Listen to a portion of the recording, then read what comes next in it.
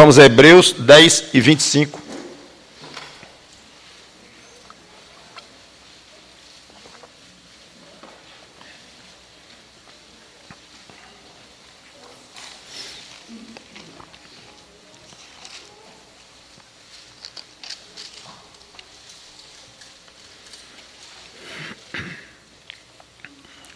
Diz assim a palavra de Deus em Hebreus 10 e 25. Não deixemos de congregar-nos, como é costume de alguns. Antes, façamos admoestações, e tanto mais quanto vedes que o dia se aproxima. Vamos orar.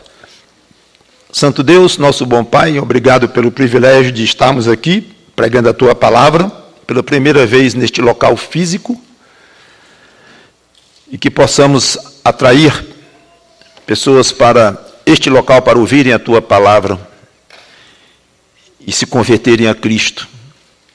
E se não se converterem, pelo menos fizemos a nossa obrigação de colocar sobre eles a responsabilidade que um dia foi colocada sobre nós, quando cada um de nós ouviu a Tua palavra e tivemos que decidir, vou a Cristo ou não vou. Essa é uma decisão estritamente pessoal. Mas cabe ao crente dizer, vá a Cristo, meu amigo. Então, nos ajuda nesta tarefa aqui e na responsabilidade de ensinar os que já são crentes. Os que aqui chegarem, vindos de outras igrejas, por motivos variados, que sejam bem-vindos e que sejam devidamente instruídos, como os que já fazem parte desta igreja. Mas, antes disso, dá-nos a vontade, dentro de cada coração, de se congregar. É o que nós vamos expor aqui agora, de acordo com a Tua graça e a Tua misericórdia. Em nome do Senhor Jesus Cristo. Amém. Como vamos trabalhar? Como vamos conhecer as necessidades da obra, como vamos crescer espiritualmente, como vamos aprofundar nas Escrituras quanto ao que é ser um crente individualmente falando, o que é ser um marido exemplar, o que é ser uma esposa exemplar, o que é ser pais exemplares, e assim podermos dar um testemunho forte de Cristo. Como vamos fazer isto? E assim nos desincumbirmos das nossas responsabilidades, se não nos congregarmos. Isso que eu falei que é mais básico ainda do que as próprias responsabilidades. E é curioso que nós vemos, não deixemos de nos congregar, que literalmente significa não vamos desistir, ou não vamos abandonar o costume. É uma passagem clássica, talvez a passagem clássica, ou mais importante, dos crentes se manterem congregados, reunidos entre si. Então é uma ordem clara das Escrituras. Congreguem-se, estejam juntos. É algo que não depende de época, de cultura, de costumes, mas é uma ordem atemporal, totalmente independente da forma como a igreja vai se reunir, se é proibido se reunir no lugar, na cidade, no país onde está servindo, ou se não é proibido, há perseguição, não há perseguição, se é pequena ou é grande, é pobre ou é rica. Curioso qual é a língua que está falando, quais são os costumes sociais do povo onde aquela igreja está assentada ali, não importa. É uma ordem absolutamente acima dessas circunstâncias. Ela é absoluta. Não deixem de se congregar. Existe uma tendência de associar a presença nas atividades da igreja como algo que vai alegrar o pastor, e a ausência como algo que vai chatear ou entristecer o pastor. Pode até ser que isso aconteça, essas variações no humor e no coração do pastor vão acontecer. sem dúvida. Mas não é esse o assunto, não é esse o caso, não é motivo razoável para o crente se entregar à atividade de se congregar de uma maneira sólida ou deixar de fazer isso. Não é motivo este que eu acabei de dizer, ou outro qualquer, que não seja o fato de que a Bíblia manda. É plano de Deus que o crente se congregue. Acabou-se. Em qualquer situação. E aqui diz, como é costume de alguns. Ora. Então era costume de alguns não se congregarem. Essa exortação, então, não era apenas para prevenir, mas para remediar uma situação, para não dizer um problema, que já existia 2000 anos atrás. A igreja mal começara a funcionar, mal tinha sido fundada pelo Senhor Jesus Cristo, e logo estava aqui um autor inspirado pelo Espírito Santo. Não deixem de se congregar, como é costume de alguns. Tem uns aí que estão deixando, que estão falhando nisto aí. 2000 anos atrás. Que motivos levariam alguém, um crente, a deixar de se congregar, ou se congregar pouco? Então deixe-me perguntar assim, a deixar de se congregar adequadamente, ou abundantemente. E toda vez que eu falar na ideia de congregar aqui, eu vou dar esse tom. Se eu não der, não falar com a palavra, tipo, assiduamente, abundantemente, adequadamente, entenda que eu estou querendo fazer isto. Então, não é a ideia de se congregar de uma maneira puramente religiosa, para cumprir um calendário que a sua religião determina, uma vez por semana, ou no dia tal, e para se sentir com a consciência tranquila de que cumpriu devidamente esta obrigação religiosa. Não tem nada a ver com o que nós estamos falando aqui, esta ideia, ou este propósito de se congregar, ou o próprio ato de se congregar. Ok? Então, quando eu falar em se congregar aqui, pense, lembre-se, congregar-se devidamente, apropriadamente, de acordo com o que as Escrituras esperam que um crente se congregue. Que motivos? Eu fiquei pensando em alguns. Medo de perseguição. É um motivo, inclusive, muito razoável. Se o governo encontrar um grupo reunido cristão, vai ter perseguição, vai ter prisão, vai ter morte. E isso existe, e tem existido ao longo de 2000 anos na história da igreja cristã, e ainda existe hoje em alguns lugares do mundo. Não aqui, no nosso país, pelo menos por enquanto, eu acho que o rumo é este, mas pelo menos por enquanto, não é nosso caso. Mas, nós temos um motivo que parece com esse de perseguição, e que se eu tiver essa pregação 10 anos atrás, não incluiria isto. 15 anos atrás, e hoje tem que incluir. A nossa realidade mudou tanto, que hoje é algo que estaria faltando se eu não dissesse. Um motivo razoável que alguém pode achar-se sem querer se congregar e estar lá muitas vezes, saindo de casa ou coisa assim, pode não ser perseguição, que não é, no nosso caso, graças a Deus, até aqui, mas violência. Eu não pensaria em dizer isso 10 anos atrás. Hoje, eu penso. Não só penso como estou colocando. E se não estivesse, estaria faltando. Então, graças a Deus, não temos perseguição no Brasil, mas a violência que nós temos, inclusive nesta cidade de Fortaleza, que é considerada a capital mais violenta do Brasil, e uma das cidades mais violentas do mundo, aqui. E este bairro aqui tem uma certa fama, não sei se corretamente ou não, justificada ou não, e inclusive causou algumas reações fortes, quando nós resolvemos comprar este local aqui, por isto. Mas o fato é que, violento ou não, perigoso ou não, é um motivo que pode afetar a quantidade de vezes em que um crente se dispõe a sair de casa para se congregar. Lembro, para tentar contrabalançar isso, eu vou falar em vários motivos, então não vou poder trabalhar muito fundo em cada um, eu vou só tocar e passar para outro. Lembre-se que, quando Deus quer, nos protege de todo mal. Então, eu não vou entrar aqui em detalhes se esse bairro é mais violento do que a média dos bairros de Fortaleza, estatisticamente e tal. Não vou entrar nesse detalhe. O que eu sei é que Fortaleza inteira está assim, como vocês sabem. E mesmo considerando que este bairro esteja acima da média, mesmo considerando que eu não sei se é,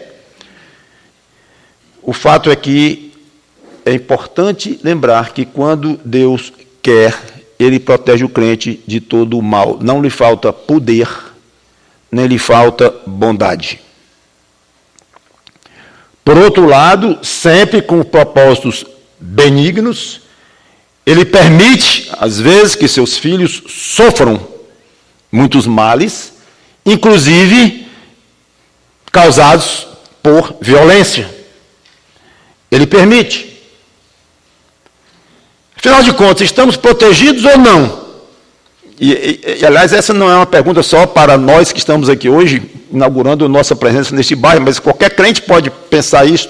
É um assunto interessante, talvez, para uma pregação inteira. O crente está protegido ou não? E eu vou ter que me segurar para não desenvolver demais, que é muito interessante isto. Protegido no sentido de um poder de quem o ama muito, e muito amor de quem tem esse poder, amor e poder juntos, está ultra protegido.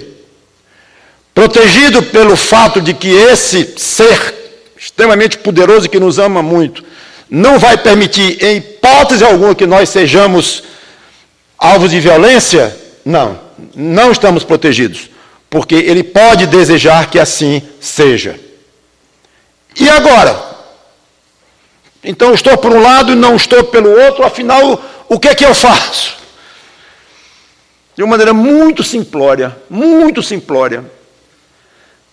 o crente deve fazer o que ele acha que está no coração dele fazer, de acordo com a sua própria consciência, não tentar a Deus quanto aos poderes dele, quanto ao amor dele, tomar os cuidados possíveis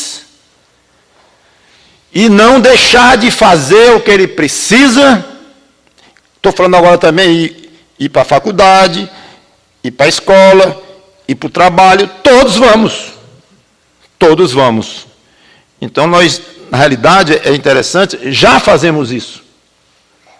Todos nós, com medo ou sem medo, saímos de casa para ir para lugares, para casamentos, para aniversários, para aulas, para reuniões, de todo jeito. Deve-se observar em qualquer situação, não apenas aqui, mas nós estamos tendo, agora vamos focalizar aqui, estamos tendo os cuidados possíveis. Tudo que nós pudemos fazer, fizemos. Como eu já falei, contato com a própria associação, pesquisas no local, iluminação particular, toda essa luz que está aí fora não é pública, porque, coerentemente com o nosso jeito de ser Brasil, nós já pagamos conta de luz há meses e não temos uma lâmpada nos iluminando. Então, estamos lutando para conseguirmos iluminação pública. Essa iluminação aí não é pública, é nossa, particular. Da rua ainda vai ter um dia. Mas tomamos as providências, 2 refletores, aí eu vim aqui com o pastor Vaz, olhamos, 2 é pouco, bota 4, tá bom, mas bota mais 2, bota mais 2, e são 6, é bom que 2 acendam automaticamente. Veja o nível de detalhes que nós entramos. Dos 6, quantos vão acender automaticamente quando a iluminação, quando ficar escuro, e quantos não? Todos os 6, 4, 2, descemos nesse nível de detalhe. contratamos vigilância particular, 3 homens aí fardados aí fora, como segurança nossa, depois vamos ver se 3 é pouco, se é muito, para ajustar devidamente. Gastamos uma verba grande de proteção aqui, muitas filmadoras. O que nós pudemos fazer, nós fizemos. Foi contactado já com a associação, para saber se eles poderiam mandar um segurança de vez em quando aqui, pelo menos domingo de manhã e de noite, rodando aqui como ele roda pelo bairro inteiro. Então, é isso que o crente precisa examinar, e nós como igreja. Eu estou indo para uma igreja que levou a sério o aspecto de segurança, ou eu estou tentando a Deus, indo para um lugar perigoso, escuro, sem proteção, sem ninguém, porque Deus é poderoso. Para atravessar Santos Dumont de olho fechado. Você não atravessa, não? Nem eu. E nós estamos duvidando do poder de Deus? Então, por que não atravessamos a Santos Dumont de olho fechado? Se for a vontade de Deus e o poder de Deus, nós não vamos ser atropelados nem por um ônibus. Ninguém. Então, vamos atravessar, vamos para o lado do 10º andar, porque Deus pode tudo. Não é razoável, então não se tenta a Deus. E é importante a igreja saber que aqui foram tomadas todas as providências para dizer: Senhor, não estamos te tentando. Chegamos no nosso limite, aliás, mais do que o nosso limite de possibilidade financeira, econômica, de gastar com material de alta qualidade, pagando vigilância eletrônica 24 horas, pagando isso, aquilo, custeando isso, tomando cuidado. Pronto, Senhor. Agora, daí para frente, se daqui a 5 anos nós vamos examinar que nenhum membro ou visitante desta igreja sofreu o mínimo assalto, nenhum assédio, ou se vamos ser assaltados como um grupo daqui a um mês, não sabemos. Aí entra o poder de Deus e o amor dele por nós. Isso ele tem. Nos cercamos do que era humanamente possível para nós. Sim. Para mim, o crente desta igreja, neste local, não está sendo razoável se deixar de vir aos cultos aqui. Eu respeito a opinião de cada um, absolutamente. Mas eu quero lembrar esses aspectos.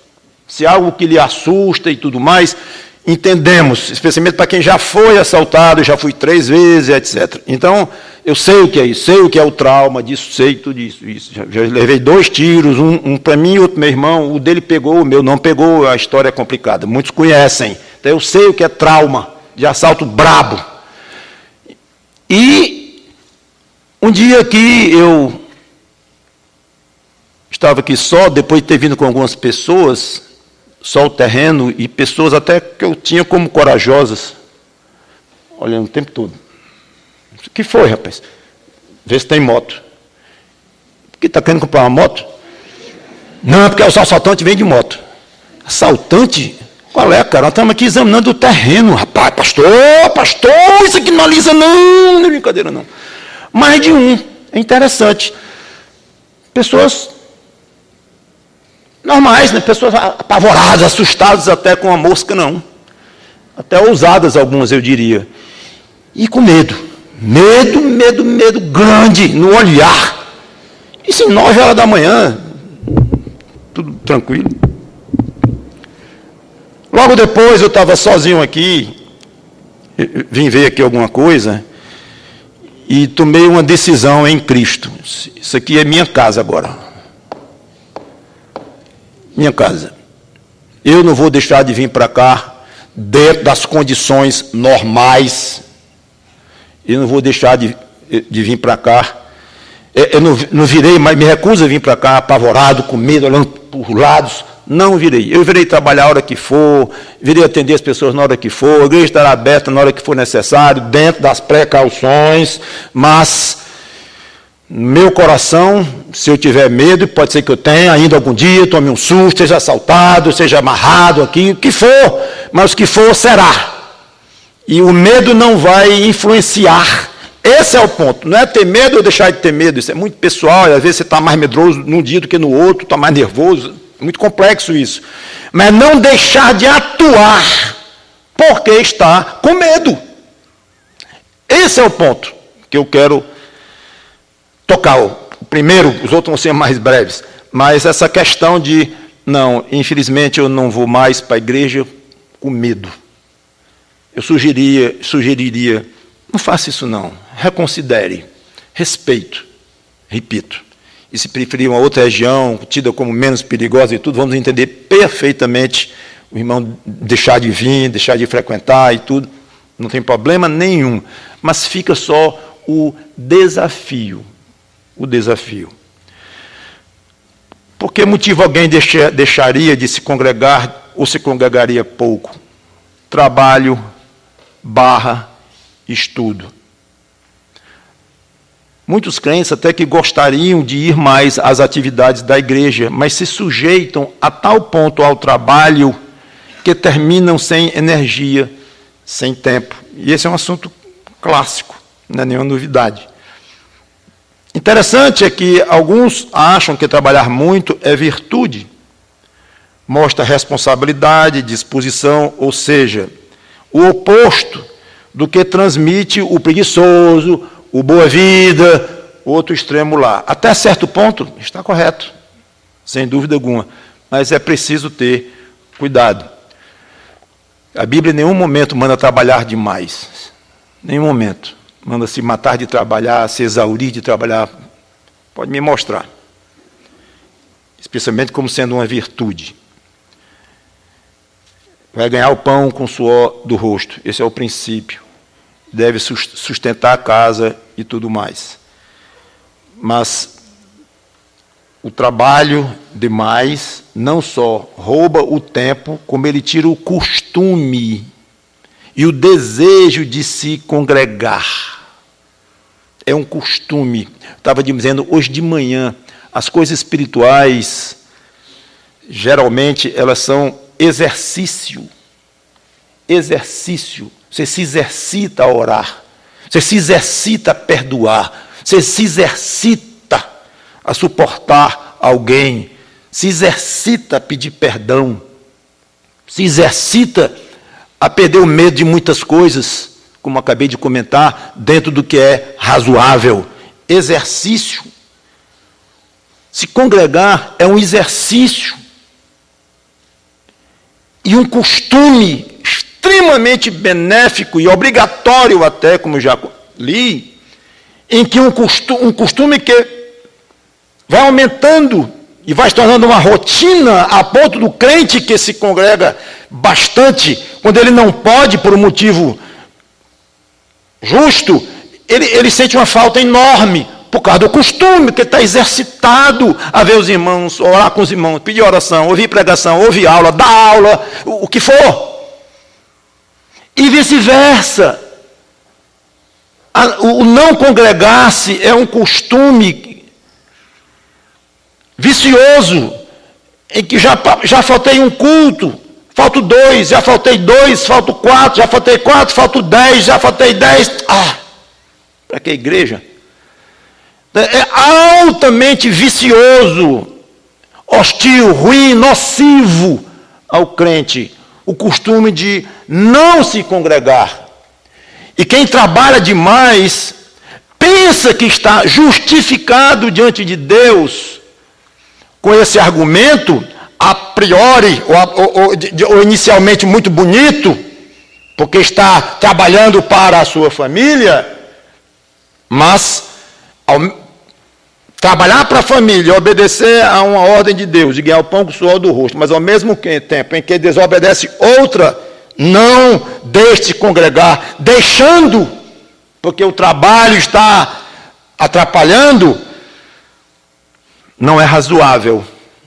E eu gostaria, então, nesse início de atividade, neste local, que vai mudar o seu costume, a distância da sua casa para cá. Alguns, obviamente, vão ter essa distância diminuída, outros vai ficar igual, outros vai aumentar bastante, vai mudar muita coisa no costume e tudo mais. Então, eu peço que você aproveite e considere essa questão de trabalho. não somente porque está aqui agora, neste local, não, mas aproveite, como eu disse, aproveite. Qualquer hora isso é bom. A minha maneira de ver, qualquer tipo de trabalho que prejudique o crente de se congregar devidamente, fortemente, deve ser alvo de oração diante de Deus para uma mudança. Observe que eu não estou dizendo assim, deixe de trabalhar tanto, mude de emprego, feche, você tem três filiais e uma matriz. Aliás, matriz, eu não vou ser esse nome há umas 4 décadas, eu acho. Mas, feche uma, feche todos e deixe uma, faça assim. Não sou eu que vou dizer isso, absolutamente. Eu estou dizendo vou repetir a frase, qualquer tipo de trabalho que prejudique o crente a se congregar devidamente, abundantemente, deve ser alvo de oração diante de Deus para uma mudança. Senhor, não está bom. Isso. Onde eu entrei aqui é um trabalho fixo, é variável, é concurso, é empresa, é emprego, o que for. Não, esse trabalho está me atrapalhando de me congregar razoavelmente, de uma maneira que faça diferença na minha vida e na vida da própria igreja. Não está bom não, Senhor. Muda isso, eu te peço, de acordo com a tua vontade, com os teus planos para a minha vida, no teu tempo, na tua hora. Não vou fazer nada correndo, sem pensar. Não, mas eu estou colocando diante de ti. Reconheço que esse é um problema. Faça isso. Fica a minha sugestão. Mesmo raciocínio para um estudante com seus estudos rotineiros, né? Estuda tanto que acaba, um estudante crente, um jovem crente, acaba sem condições, sem costume, sem crente, sem desejo de se congregar. Eu sempre, claro, a gente fica mais largo em termos de entender, como exceção, épocas de exames, concursos, vestibular, Enem, essas coisas todas são especiais na vida de um estudante e deve concentrar ali mesmo, a gente compreende. O fato é que, na famosa parábola do semeador do Senhor Jesus Cristo, uma das sementes foi sufocada por espinhos. Os espinhos cresceram e mataram a pobre da semente. Aí Jesus, ao interpretar, disse, aquela que caiu entre os espinhos, o que aconteceu é que os cuidados do mundo e a fascinação das riquezas sufocaram a semente que estava nascendo no coração de alguém. Então, não deixe que os cuidados do mundo, que o seu trabalho, seus estudos atrapalhem a sua vida de congregado. Prazeres lícitos da vida. O motivo aqui não é algo tão assim, vamos dizer, nobre ou sério como o trabalho ou estudo, mas atividades como passeios, divertimentos, esportes, tudo isso não apenas é válido, mas importante para as nossas vidas, faz parte. Mas, se chega a impedir o costume de se congregar robustamente na sua igreja, ou com a sua igreja, passa a ser nocivo. E a necessidade de ser alvo de atenção. Irmãos assim, que não se congregam mais porque estão muito envolvidos com passeios e passatempos e coisa e tal, quando vão à igreja, até que gostam.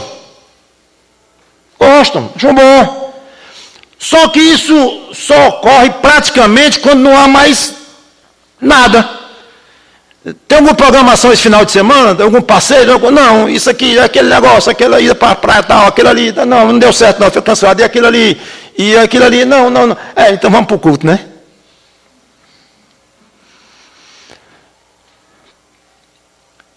Geralmente tem muita gradação, muitos graus entre um extremo e outro. Talvez esse seja um extremo. Claro que tem gente desse extremo, mas muitos certamente não estão no extremo de dizer, não, o culto realmente, literalmente, é o último. Aliás, se estiver faltando luz na minha casa, aí é que eu vou para o culto. Pronto, eu cheguei a esse ponto. Tem luz, liga a televisão, não vou. Aí já é ultra exagerado, claro. Mas, e não creio que tenha ninguém aqui assim, mas os graus podem variar. Podem variar de um para o outro.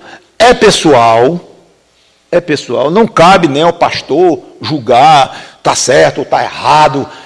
Ele não entra nessa área, nem quer entrar. Mas vale a pena o pastor alertar. Onde é que você está nisso? Qual é o tipo de programação que faz com que você cancele o culto? Qual é o tamanho dele? É pequeno, qualquer coisinha vai cancelar? Uma visita na sua casa vai cancelar? Uma ida não sei aonde, alguma coisinha, qualquer coisa, não pode. Eu ouvi dizer vai ter uma movimentação maior naquele bairro ali, porque não sei. Qual é o tamanho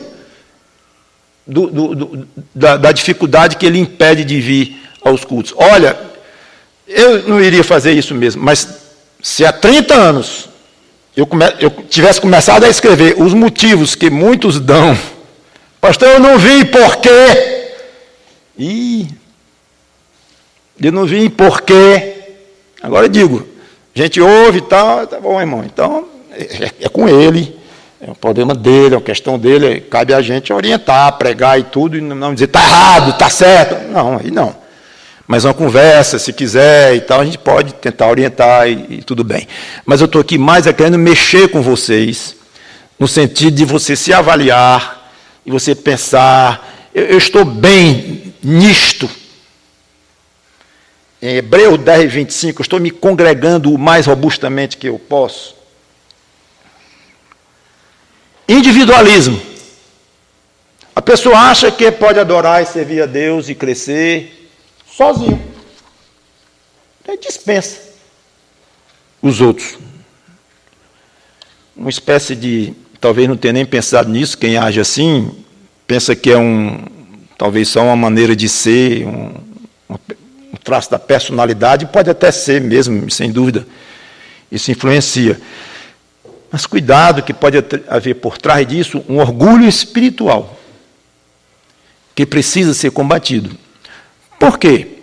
Porque se Deus manda se congregar, em muitas partes da Bíblia fala da importância de carregar as cargas uns dos outros, de ouvir a pregação, de ajudar uns aos outros, de chorar com os outros, de se alegrar com os outros. É óbvio. Acho que um livro poderia ser escrito sobre o fato de que a Bíblia deixa claríssimo que o crente não deve crescer, não achar que deve crescer espiritualmente sozinho, e que ele pode dispensar.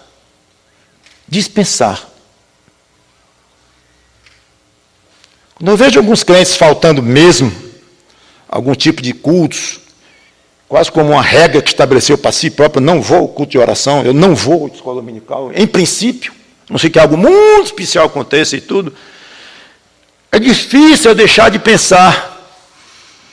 Ele deve estar achando que não precisa disso. E que os que vêm são crentes de segunda categoria. Coitados, fraquinhos, frágeis, e que precisam mais estar ali o tempo todo, vindo a pregação do pastor, orando uns com os outros e tal. Graças a Deus eu não preciso disso. Aliás, um culto por semana para mim é mais do que suficiente. Eu leio muito em casa a palavra de Deus, eu oro, eu tenho uma fé enorme. Já viu o crente dizer assim, que tem a fé grande? Eu fico cismadíssimo, porque Cristo disse que uma fé tamanho grande de mostarda levanta uma montanha, e tem crente que tem coragem de dizer que tem uma fé enorme, não sei como é que pode, mas tudo bem. Então tem uma fé enorme, e ora muito, e essa expressão do tipo joelho no chão, e essas coisas assim. Cuidado. Só estou dizendo isso. Cuidado, porque pode significar um tipo de costume doméstico de tratar as coisas de Deus, alguns corretamente, outros não, mas se eles justificam no coração da pessoa não se congregar, como um conjunto, está ruim. Então, se você acha que as suas orações são tão fortes, tão intensas, tão bem feitas, tão feitas a sério, que dispensa você orar com os irmãos, tem uma coisa ruim. Porque a Bíblia diz, vá, vá, vá, vá. Não, mas o senhor sabe, Senhor, tu sabes quantas horas eu leio a Bíblia por dia em casa?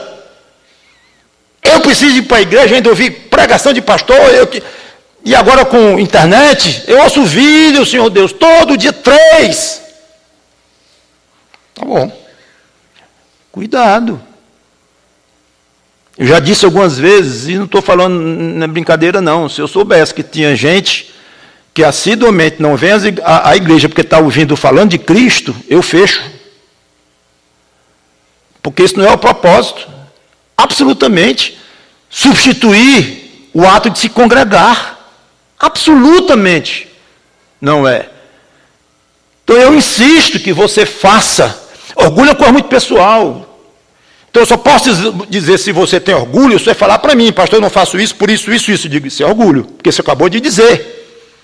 Com base no que você disse. Mas eu não vejo orgulho dentro de você, nem você vê em mim. Eu não vejo compaixão dentro do seu coração. Eu vejo você agir com compaixão, mas eu não vejo a própria, nem você vê em mim. Então essas coisas tem que ter muito cuidado para dizer, isso é orgulho. Não sei, mas eu estou dizendo pense. Pense. Exige de você próprio, vá a fundo. Por que é que eu não valorizo tanto estar com os meus irmãos na igreja? Mesmo fazendo um certo sacrifício. Por quê? Porque vá a fundo. Pode ser que você desculpe, é porque eu acho que eu sou isento dessa necessidade. Eu não sou tão fraquinho quanto os irmãos que estão lá, não. Precisando, coitadinho, se não for, morre.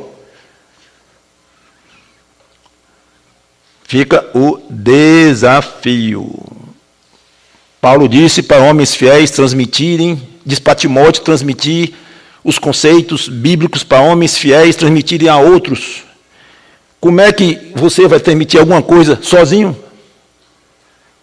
Tem que estar envolvido.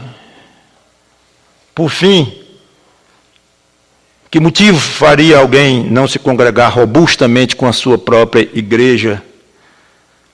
Esse é o mais triste. Talvez o mais fatal.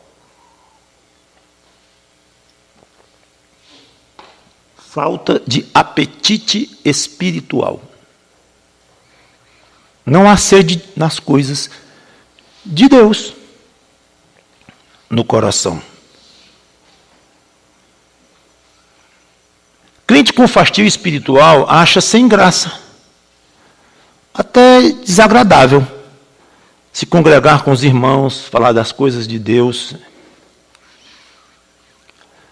Já tirou alguma ultrassonografia que mandaram você beber 3 litros d'água em meia hora? Eu já, várias vezes. Estaria um culpado. É ruim. Meu amigo, eu não estou com sede. 3 litros. Acho que eu estou exagerando. Talvez seja 2 ou 1, eu não sei. Eu sei que é água. Amigo, eu não estou com sede. Então você não vai fazer o exame. É ruim. Agora, um ser humano dizer que água é ruim, nesse contexto, Por quê? Porque eu não estou com sede. Claro que a água é bom, eu preciso dela, se eu passar um pouco mais de horas sem beber, eu vou ter falta, eu vou morrer alguns dias e tal. Mas beber sem sede é ruim.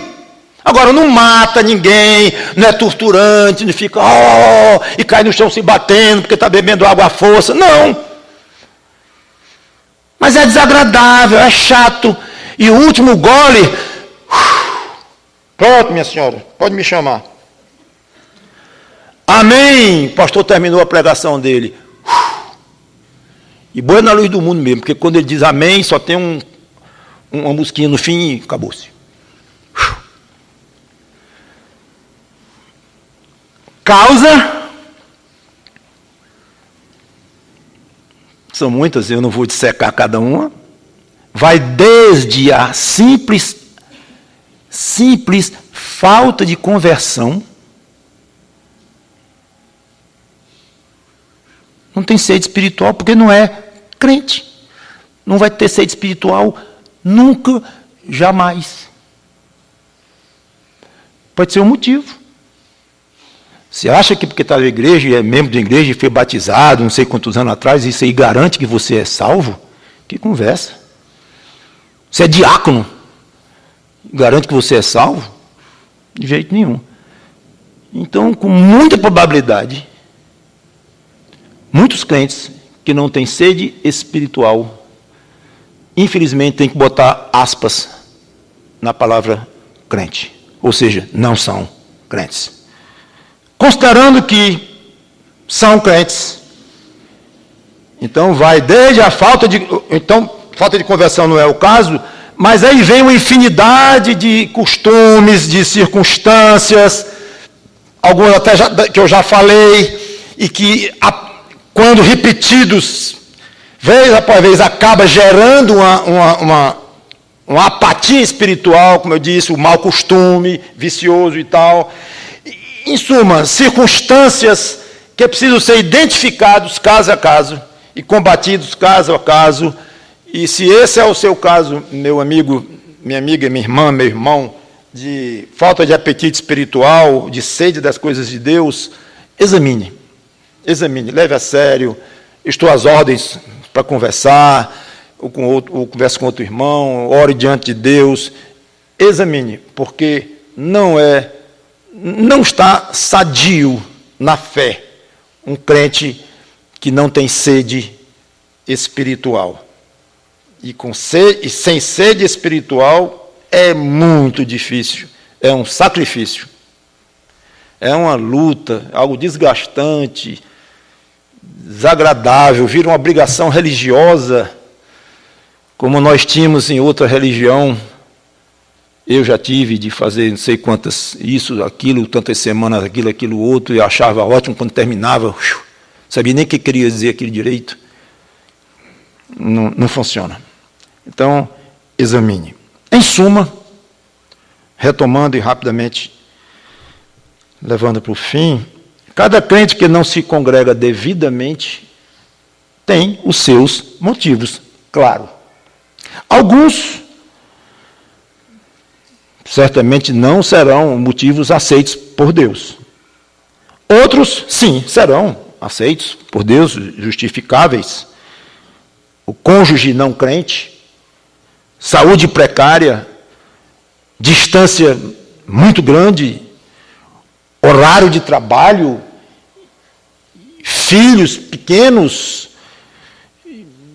Há muitos motivos para o crente não se congregar de uma maneira robusta. Só que algumas dessas aqui que eu coloquei são provisórias, como o filho pequeno, depois eles crescem e tudo.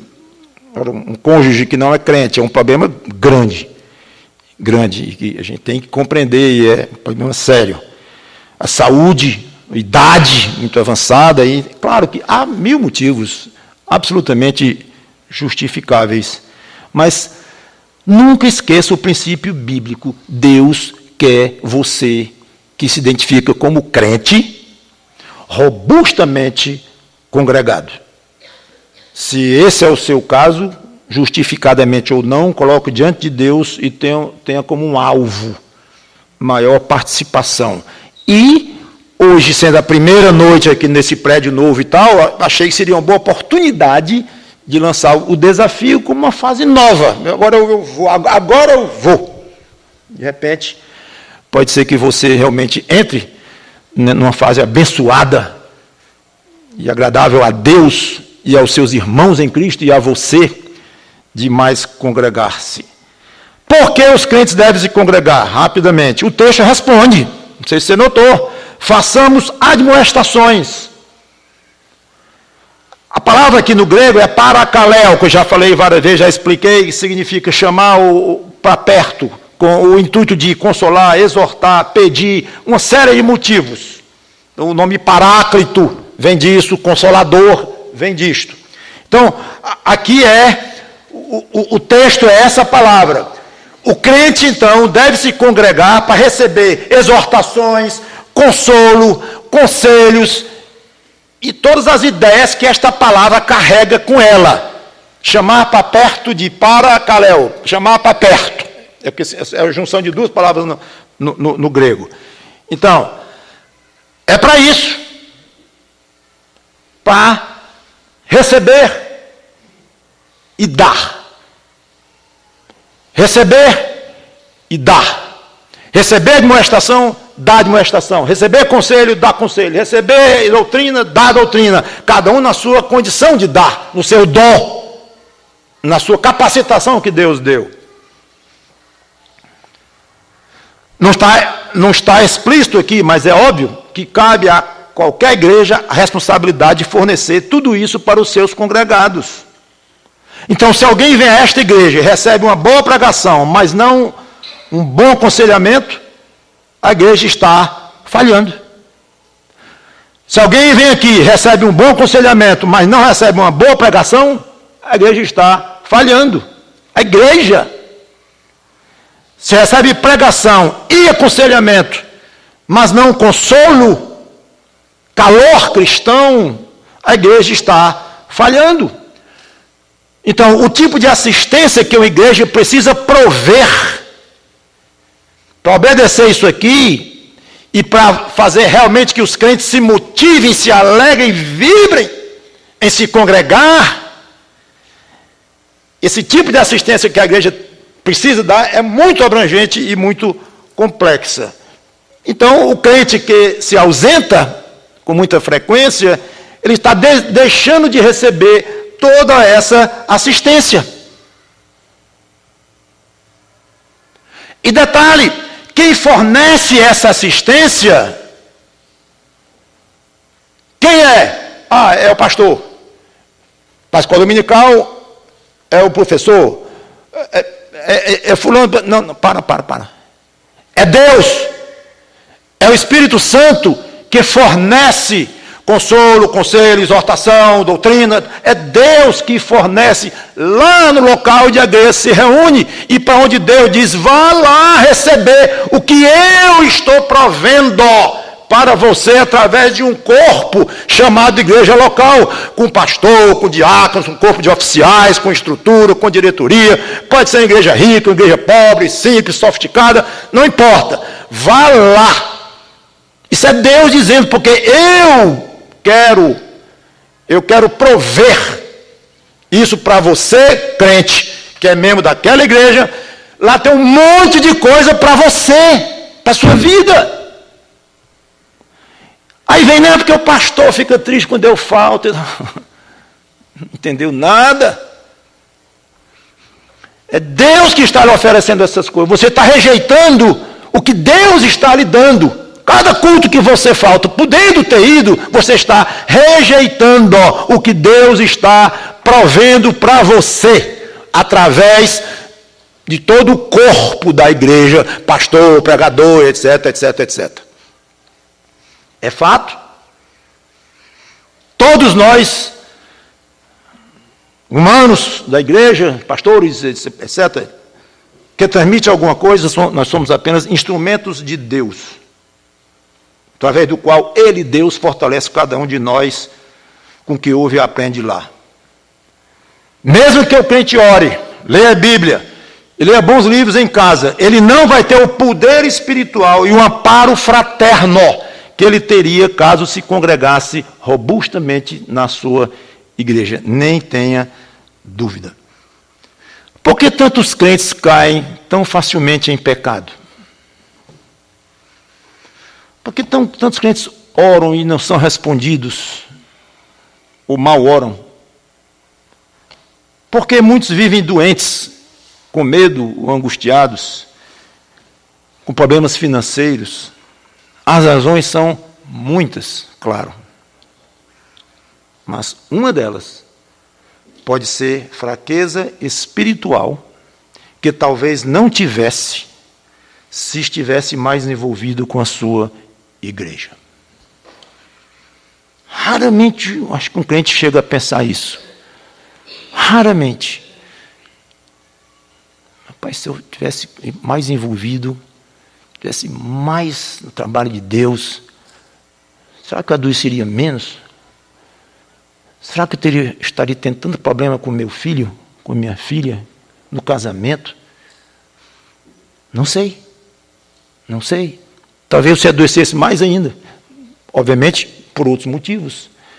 Mas, com certeza, o crente que se congrega mais, ele é mais forte espiritualmente e ele desagrada menos a Deus. É menos disciplinado por Deus. Eu vou pular aqui porque eu quero encerrar. Mas quando fala aqui, essa questão de se envolver com a igreja, de crianças e adolescentes que não podem vir sozinhas e precisam dos pais. A responsabilidade dos pais é enorme para com seus filhos com relação a este assunto aqui, porque é hora de formar os princípios. Eu acho que os pais que não levam os crentes abundantemente a se envolverem com a sua igreja, os filhos, não levam os filhos, eles são muito corajosos. Muita coragem. O crente ter filho pequeno, tem uma igreja onde poderia envolver melhor o filho ou a filha e relaxa. Relaxa e relaxa. E é culto após culto, após culto, relaxa. Muita coragem. Cristão expondo seus filhos a se tornarem crentes fracos e medíocres, se forem crentes e se tornarem crentes. Segundo, vão se haver com o próprio Deus,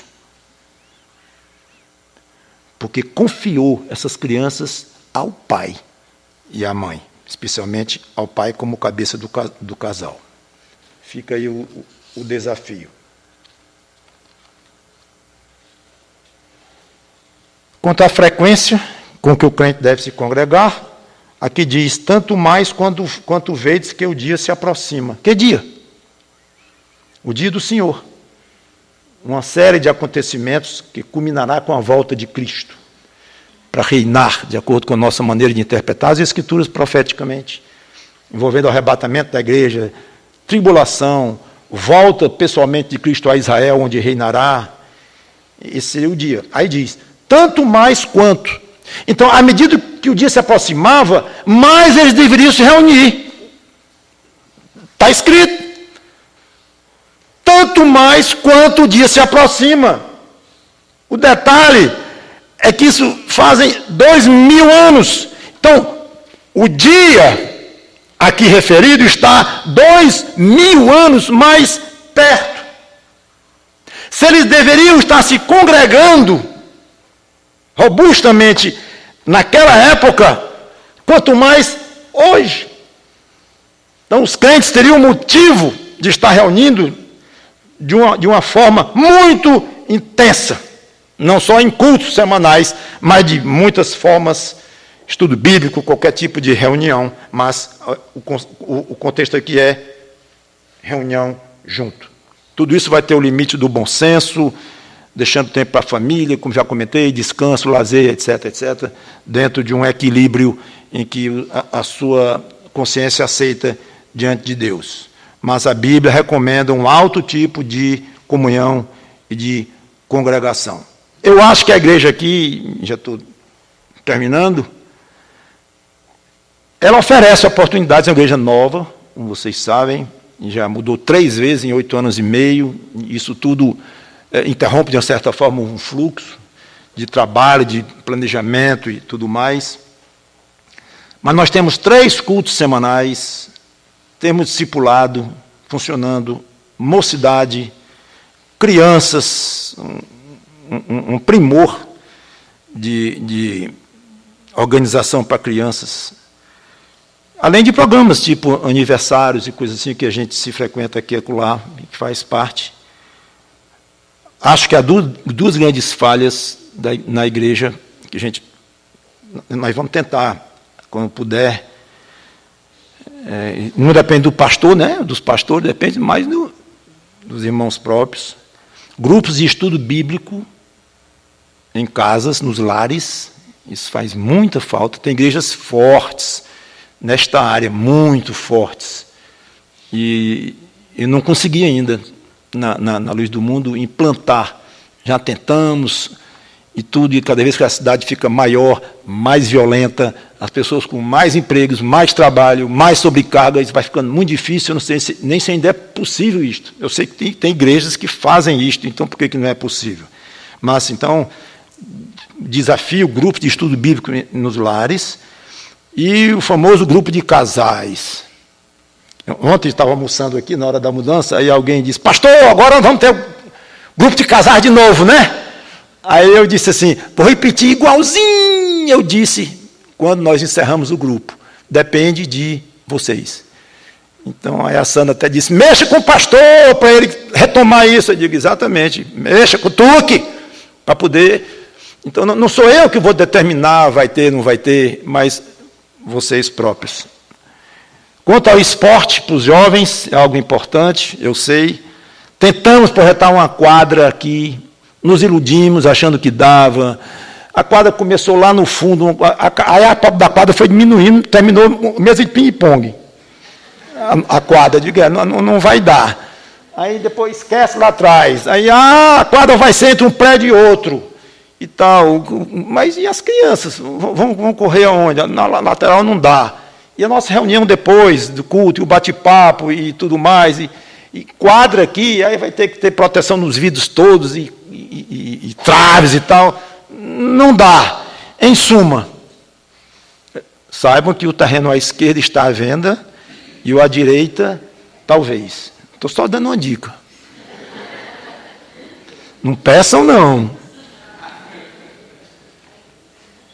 Então, quando nós comprarmos os terrenos vizinhos, então nós vamos ter quadra, se Deus quiser, e o problema do estacionamento, que ainda é um outro problema. Seja como for, meus irmãos, vamos dar graças a Deus por participarmos de uma igreja que se preocupa em tomar providências para que Hebreus 10 e 25 seja seguido. Não deixar de se congregar.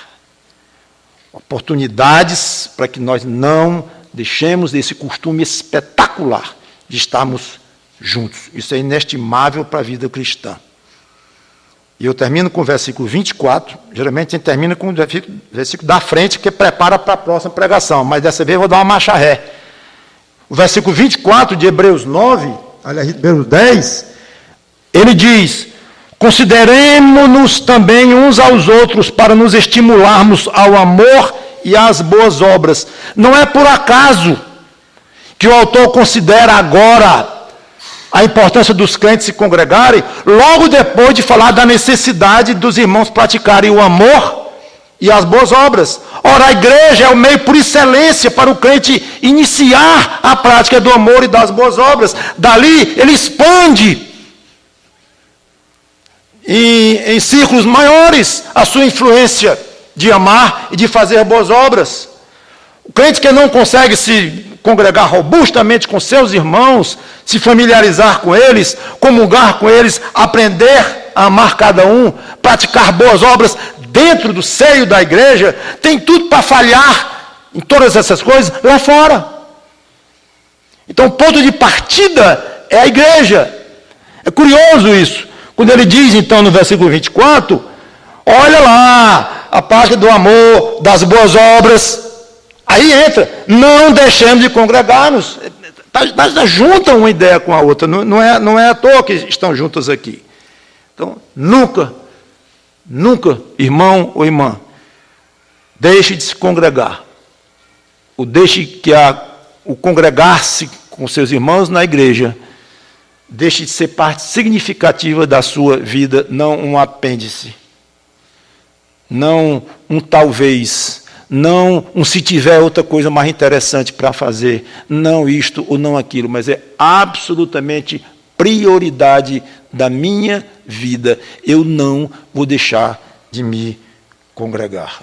E com a nossa pregação e o nosso testemunho, que nós alcancemos almas para o Senhor Jesus Cristo, que venham até o rebanho de Cristo. Se quiserem se congregar conosco aqui, mais 1, mais 2, mais 10, mais 100, mais 1000, não sei, não interessa, nós estamos preocupados em número, mas vamos atrair pessoas com o Evangelho e com nossas vidas, para que se convertam, sejam batizados e aprendam essa gostosura de costume, de maravilha que é ter uma igreja séria, onde se congregar. Este privilégio está ficando cada vez menor para as pessoas. Alguém que tenha uma igreja séria para se congregar. Vamos orar. Obrigado, Senhor Deus, pela Tua palavra, que o Teu Espírito Santo ajude cada um aqui a levar muito a sério esses assuntos. Em nome do Senhor Jesus Cristo. Amém.